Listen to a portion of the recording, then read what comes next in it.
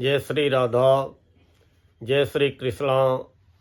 आप सभी प्रिय दर्शकों का हमारे चैनल आई एम एस्ट्रो गुरु जी में बहुत बहुत स्वागत है। प्रिय दर्शकों, आज चर्चा करेंगे सिंह राशि के बारे में। लियो, सिंह राशि वालों, राहु के बारे में चर्चा करेंगे क्योंकि राहु आपकी राशि सिंह से 7वें घर में विराजमान है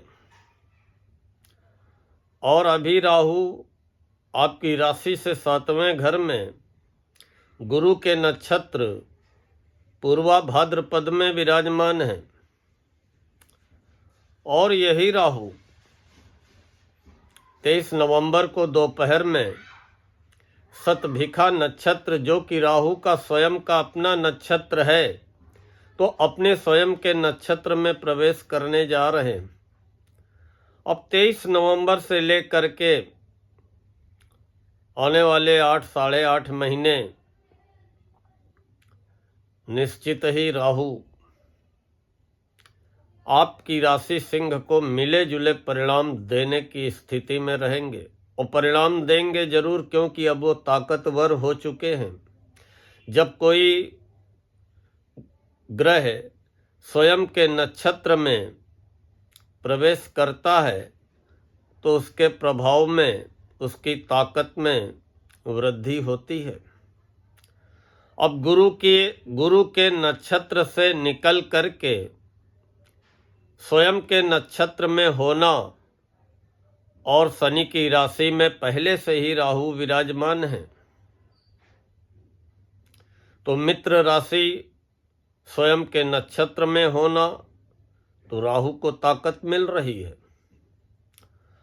और ऐसी स्थिति में राहु आपको व्यापार व्यवसाय में फायदा करा सकते हैं, भारी सफलता दिला सकते हैं।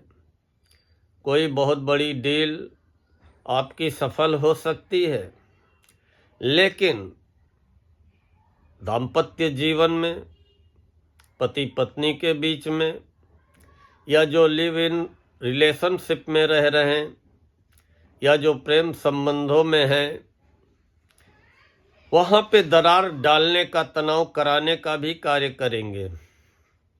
और उस तनाव का कारण मन में भ्रम पालना, मन में भय पालना, व्यर्थ की शंकाएं पालना, या कोई तीसरा भी आप दोनों के आपसी रिश्तों को, निजी रिश्तों को तीसरे का इंटरफेयर प्रभावित करने का कारण बन सकता है।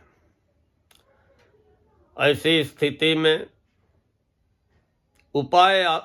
आसान उपाय यही है कि निजी रिश्तों में संतुलन बना रहे, विश्वास बना रहे, और कभी भी मतभेद, तनाव, गलतफहमी, भ्रम की स्थितियां जन्म ले तो किसी तीसरे की बातों में आने की अपेक्षा आपस में ही बैठ करके चिंतन, मनन, विश्लेषण कर ले, समाधान भी निकलेगा। और अगर सावधान रहे, जल्दबाजी न दिखाई, तो निश्चित ही 7वें राहु आपके व्यापार को बहुत भारी सफलता दिलाने का कार्य करेंगे। आपके आय व लाभ में एकाएक बहुत बड़ी वृद्धि कराने का कार्य करेंगे। देखिए, राहु 7वें हैं और वैसे गोचर में तीसरे, छठे, 10वें, 11वें शुभ माने जाते हैं। अब इसमें आपको सावधानियां भी रखनी पड़ेंगी। अगर आपकी कुंडली में राहु की स्थिति अच्छी हुई तो निश्चित ही अच्छे परिणाम मिलेंगे। लेकिन जैसा कि हमने बताया कि 7वां घर आपके आपसी रिश्तों, निजी रिश्तों का, वैवाहिक जीवन का होता है, तो तनाव न उत्पन्न हो, या जीवन साथी के स्वास्थ्य संबंधी कोई समस्या हो तो उसको हल्के में न ले। बाकी आपसी रिश्ते, निजी रिश्तों में व्यर्थ का तनाव, व्यर्थ का तर्क वितर्क न हो पाए, इससे बचे। साझेदारी के कामों में भी कोई भी एग्रीमेंट करने जा रहे हैं, सोच समझ करके निर्णय ले। जल्दबाजी में किसी एग्रीमेंट को हाँ न करे, फाइनल न करे। और जो साझेदारी में व्यापार कर रहे हैं उसमें भी शक की स्थितियां और मतभेद की स्थितियां राहु बनाने का कार्य कर सकते हैं। लेकिन अगर सावधान रहे, सतर्क रहे, होशियार रहे, जल्दबाजी न दिखाई, जल्दबाजी में कोई निर्णय न लिया, सोच समझ करके हर पक्ष का निगेटिव पॉजिटिव दोनों पक्षों का आकलन करके अगर पॉजिटिव का परसेंटेज ज़्यादा आता है, आप आगे बढ़िए। लेकिन हर चीज़ के दो पहलू होते हैं, अच्छा बुरा, अच्छाइयाँ बुराइयाँ। कहीं पे भी लाभ ही लाभ दिखाई दे रहा है, लेकिन क्या वास्तव में वो लाभ वास्तव में वैसा होता है कि केवल हम एकदम आकाश में उड़ने लगे कि नहीं, किसी ने सब जगबाग दिखाए कि यहाँ निवेश कर दीजिए, लाखों के करोड़ों हो जाएंगे।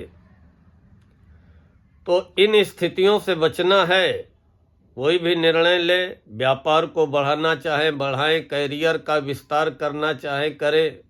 नौकरी में भी अपनी इंटरनल बातें शेयर न करें, रिजर्व रहें, अपने लक्ष्य की ओर ध्यान दें। 7वें राहु धन लाभ के भी अवसर प्रदान करेंगे। और जो लोग विदेशी व्यापार कर रहे हैं, एक्सपोर्ट इंपोर्ट का काम कर रहे हैं, या उनके जो है दूर दराज के संबंधों से व्यापार चल रहे हैं, निश्चित ही एकाएक अचानक बढ़िया लाभ मिलेगा और विवाह के योग बनेंगे। जो अविवाहित हैं तो राहु विवाह का योग भी बनाते हैं। लेकिन निजी रिश्तों में ईगो की भावना, अहम की भावना, ऐसी स्थितियां न निर्मित होने पाएं, इसका ध्यान देना है। एक दूसरे की भावनाओं का, इच्छाओं का सम्मान करें और अपने निजी रिश्तों, आपसी रिश्तों को लेकर के, वैवाहिक जीवन को लेकर के सावधान रहें, सतर्क रहें।